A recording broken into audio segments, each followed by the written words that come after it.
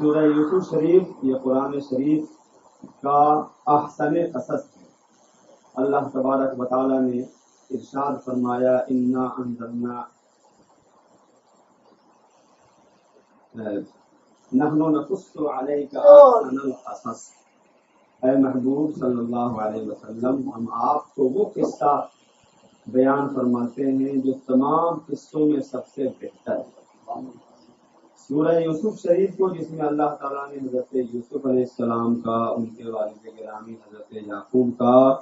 اور پھر ان کے بھائیوں کا، بقیہ 11 بھائیوں کا ذکر جمیل ہے اس میں اللہ نے ارشاد فرمایا، اور اس میں بہت ساری ایمان کی، عقیدے کی، عمل کی، اخلاق و کردار کو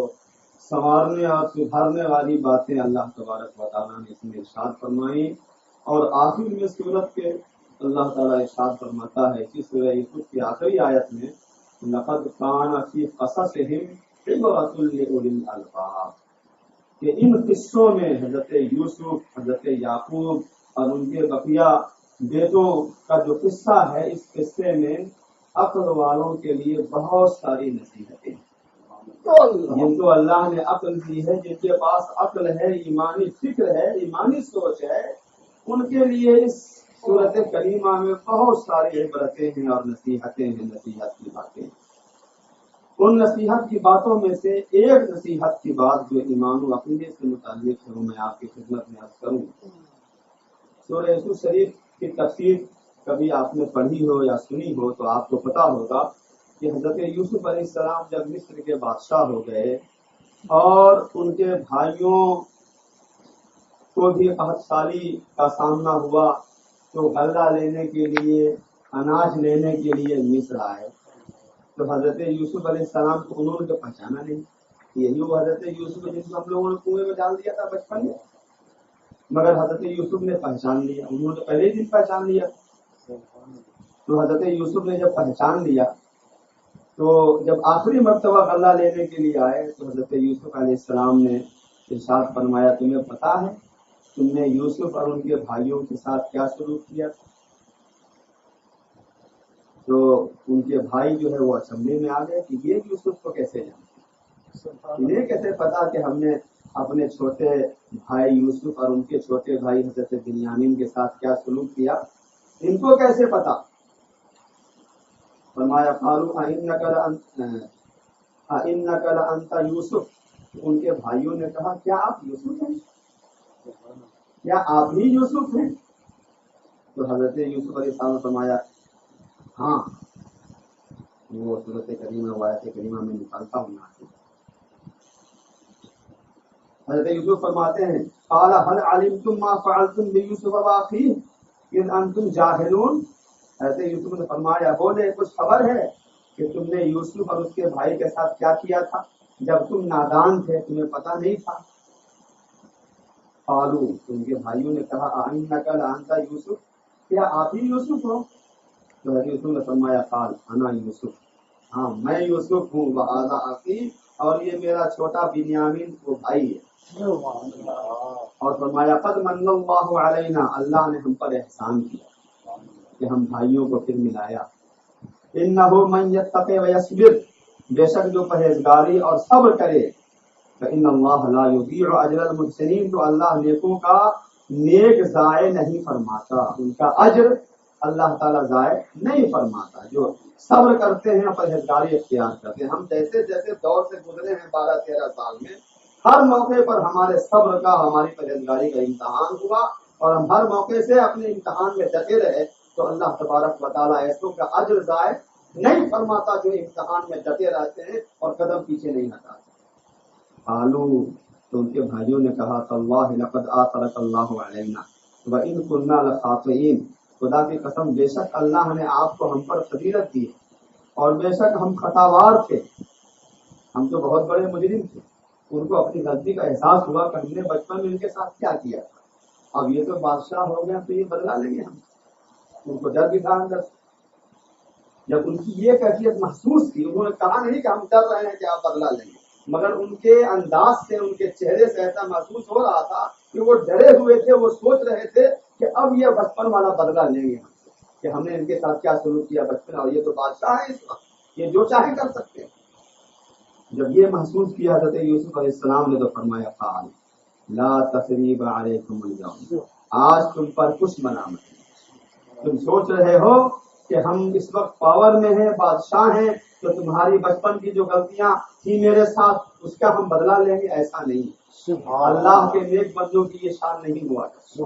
اللہ کے جو نیک ایمان والے وفادار پسندیدہ بندے ہوتے ہیں وہ طاقت میں ہوتے ہیں تو اپنے گنہگاروں کو معاف کرتے ہیں، جب پاور میں آ جائے تو اپنے مجرموں کو معاف کر دیتے ہیں۔ یہ اللہ کے محبوب بندوں کی شان ہے۔ حضرت یوسف علیہ السلام نے بھی اپنے اخلاق کا مظاہرہ فرمایا کہ آپ بادشاہ ہیں، اور بچپن میں ان کے بھائیوں نے ان کی جان تک لے لی تھی اپنے طور پر، کنویں میں ڈال دیا تھا۔ پھر حضرت یوسف علیہ السلام کو کسی نے نکالا تو بیچ دیا کوڑیوں کے بعد، مگر یہ سب جانتے ہوئے حضرت یوسف علیہ السلام نے جب بادشاہت ملی اور بھائی سامنے کھڑے تھے مجرم کی طرح، مگر حضرت یوسف نے ان سے بدلہ نہیں لیا۔ فرمایا کہ ہم تم سے بدلہ نہیں لیتے، لا تثریب علیکم اليوم، آج تم پر کچھ ملامت نہیں۔ اللہ والوں کی شان یہی ہوتی ہے کہ اپنے مجرموں کو وہ معاف کر دے، اور ہمارے نبی صلی اللہ تعالی علیہ وسلم کی بھی یہی شان کہ جب فتح مکہ کے وقت مکہ شریف میں سرکار داخل ہوئے اور پوری شان و شوکت کے ساتھ لشکر کے ساتھ مسلمانوں کی جماعت کے ساتھ داخل ہوئے مکہ شریف میں، جب مکہ فتح ہوا تو کافروں نے یہ سمجھا کہ آج تو محمد رسول صلی اللہ علیہ وسلم بدلہ لیں گے۔ ہم نے ان کو بہت ستایا، ان کو ہم نے مکے میں رہنے نہیں دیا، ان کا سکھ چین ہم نے تباہ کر دیا تھا، ان کو یہاں سے نکلنے پر ہم نے مجبور کر دیا۔ آج یہ پاور میں ہے، طاقت میں فوج لے کر آئے ہیں، آج تو ہم کو بخشیں گے نہیں، آج تو ہم کو یہ چھوڑیں گے نہیں۔ مگر حضور نے فرمایا الیوم یوم المرحمہ، اے مکے والو ڈرو نہیں، رحمت کا دن ہے،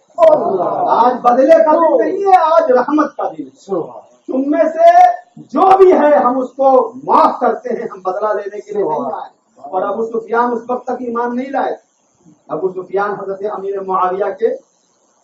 والد، حضور کے سسر بھی ہوئے، اس وقت تک ایمان نہیں لائے تھے، مگر حضور نے اپنی رحمت کا کیسا مظاہرہ فرمایا ابو سفیان کو بھی معافی ہے، اور جو ابو سفیان کے گھر میں داخل ہو جائے اس کو بھی معافی ہے۔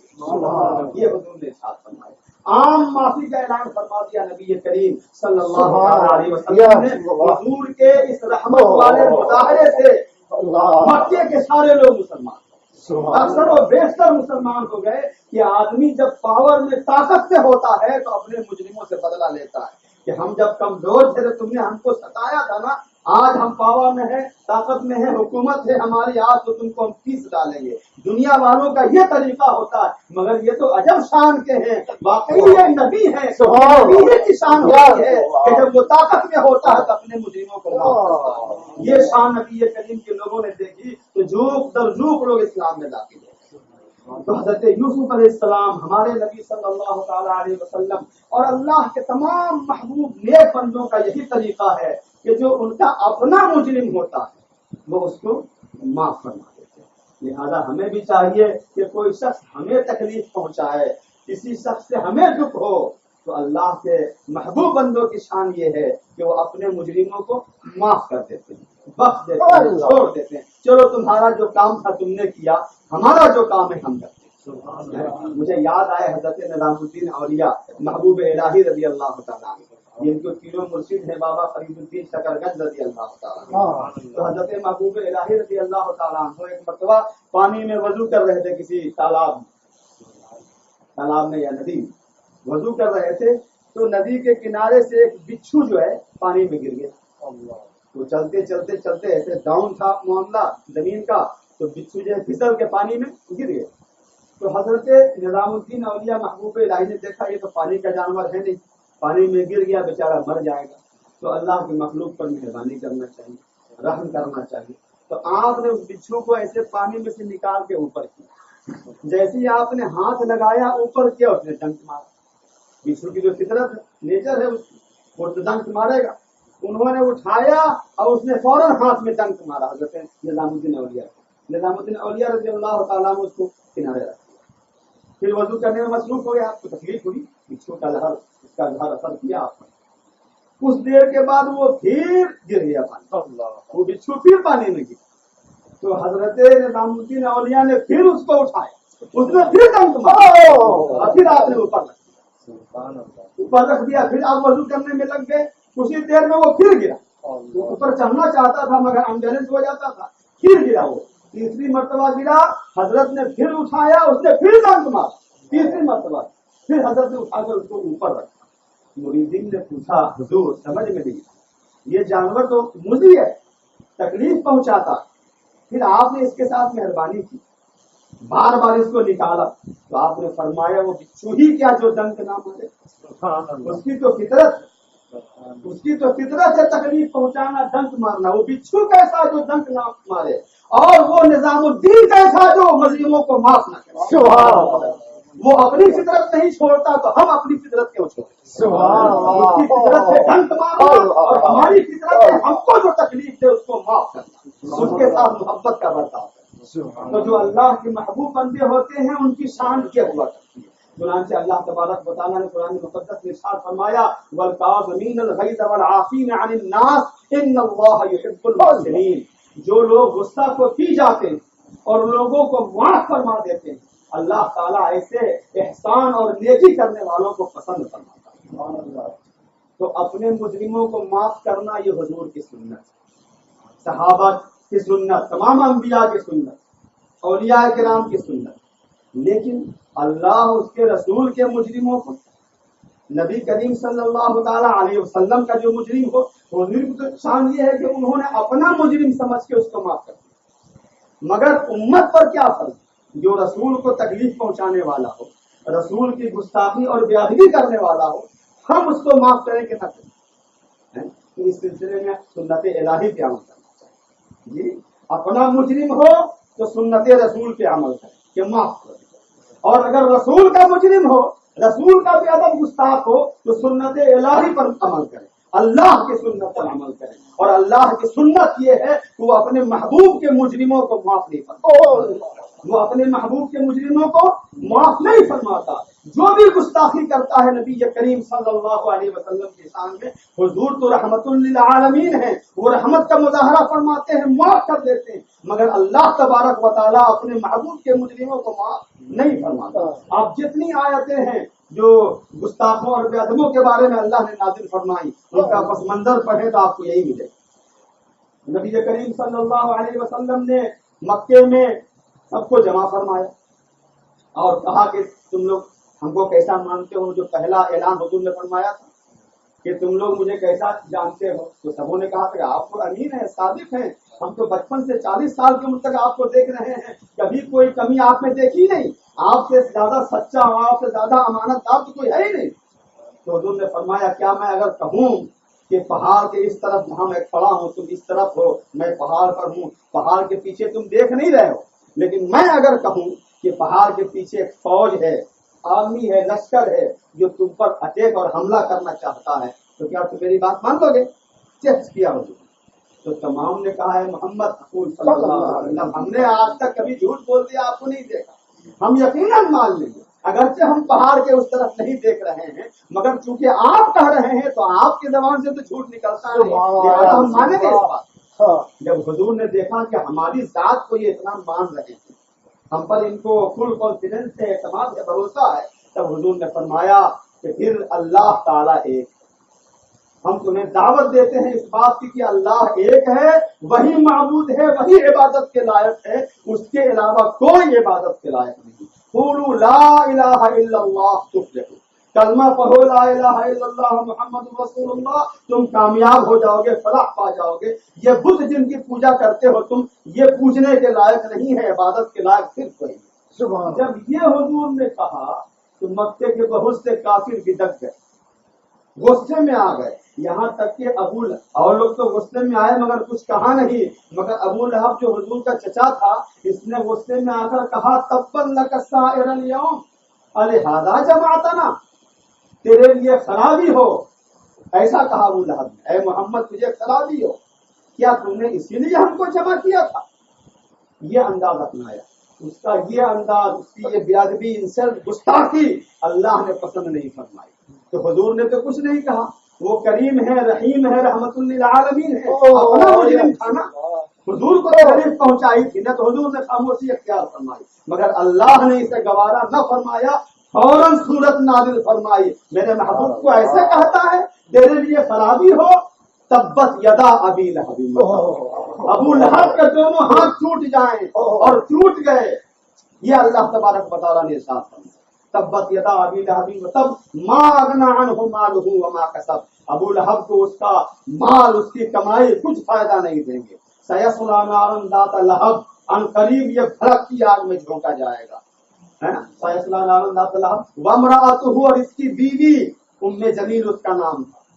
اس کی بیوی حمالۃ الحطب، جو لکڑیوں کا گٹر ڈھو کے لاتی ہے جنگلوں سے اور میرے محبوب کے راستے میں ڈال دیتی ہے کہ حضور کے پاؤں کو کانٹا چبھے، اس کی بیوی یہ بھی جہنم میں جائے گی، فی جیدہا حبل من مسد، اس کی گردن میں تو رسیاں ہوں گی، بٹی ہوئی رسی ہوگی، اسی کی پھانسی سے یہ عورت ہلاک ہوگی، تباہ ہوگی، برباد ہوگی، چنانچہ ایسا ہوا بھی۔ تو حضور صلی اللہ تعالی علیہ وسلم کی شان میں اس نے بے ادبی کی تو حضور نے تو خاموشی اختیار کر دی، مگر اللہ تبارک و تعالیٰ نے اس کے جہنمی ہونے کا، اس کے لعنتی ہونے کا، ملعون ہونے کا کی خبر اللہ تبارک و تعالیٰ نے دی، اور پوری ایک سورت کریمہ نازل کی، اور یہ سورت قیامت تک لوگ پڑھتے رہے، قیامت تک ابو لہب کے جہنمی ہونے کا اعلان ہوتا رہے گا، اور جو پڑھے گا اس کو ثواب ملے، جو شخص یہ کہے کہ ابو لہب کے ہاتھ ٹوٹ جائیں، برباد ہو جائیں، وہ جہنم میں جائے گا، اس کی بیوی جہنمی ہے، ایسا بولنے والا ثواب کا مستحق ہے کہ نہیں؟ کہ بیڈ کریکٹر کا بہت سختی، اس میں بہت اسٹرکٹ ہے، بہت زیادہ سختی کرتا ہے، اس کا اخلاق خراب ہے، نہیں، اللہ تبارک و تعالیٰ نے یہ ارشاد فرمایا۔ تو جو ابو لہب کو ایسا کہتا ہے، نماز میں آدمی کہتا ہے کہ ابو لہب جہنمی ہے، اس کی بیوی جہنمی ہے، تو میں آپ یہ کرنا چاہتا ہوں کہ اپنا مجرم ہو تو اخلاق یہ ہے کہ معاف کیا جائے، اور حضور کا گستاخ اور بے ادب اور مجرم ہو تو پھر اللہ کی سنت یہ ہے کہ اس کو معاف نہیں کرنا چاہیے۔ متعدد آیتیں ہیں قرآن مقدس میں کہ جس نے بھی حضور کے سامنے بے ادبی اور گستاخی کی، اللہ تبارک و تعالیٰ نے برداشت نہ فرمایا، اس کی غیرت رحمت نے گوارا نہ فرمایا، اور قرآن مجید میں فوراً آیت نازل فرمائی۔ اس طرح کی کئی آیتیں ہیں، کئی صورتیں ہیں جس میں حضور کے مجرموں اور گستاخوں کا جواب اللہ تبارک و تعالیٰ نے دیا۔ تو اپنا مجرم ہو تو معاف کیا جائے، اور اللہ و رسول کا مجرم ہو تو معاف نہیں کرنا چاہیے۔ آپ جتنی سختی کر سکتے ہو کریں، جو طریقہ اس سے الگ رہنے کا اپنا سکتے ہو اپنا میں، اس لیے کہ وہ میرا نہیں، اللہ اس کے رسول کا مجرم